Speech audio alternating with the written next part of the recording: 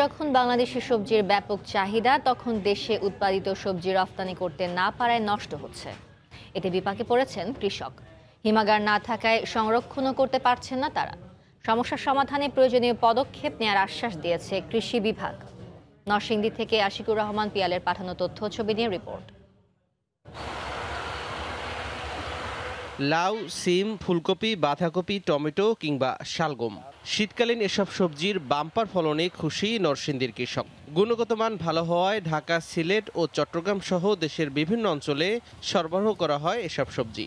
দেশের বাইরেও রয়েছে বড় বাজার, কিন্তু হিমাগার না থাকায় সংরক্ষণের অভাবে কাঙ্ক্ষিত মূল্য মিলছে না। এতে বিপাকে পড়েছেন হাজার হাজার উৎপাদক। সিমেও ভালো ফলন পাইছি, কফিও মোটামুটি যে ওজন হওয়ার কথা তার থেকে বেশি হয়েছে।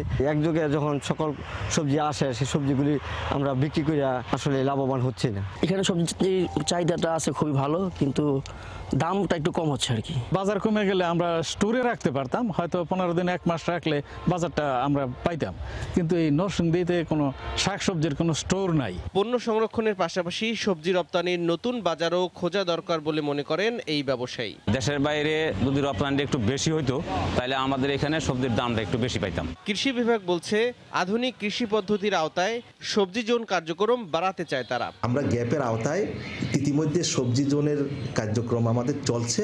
চুক্তিবদ্ধ চাষিদেরকে আপনার প্রথম থেকে শুরু করে বিভিন্ন ধাপে আমরা কৃষকদেরকে প্রয়োজনীয় কারিগরি পরামর্শ এবং উপকরণ সহ সব বিষয়ে আমরা তাদেরকে সহযোগিতা করছি। কৃষি বিভাগের তথ্য মতে এবছর জেলায় ৯,৫০০ হেক্টর জমিতে শীতকালীন সবজির লক্ষ্যমাত্রা থাকলেও আবাদ হয়েছে 10,050 হেক্টর জমিতে।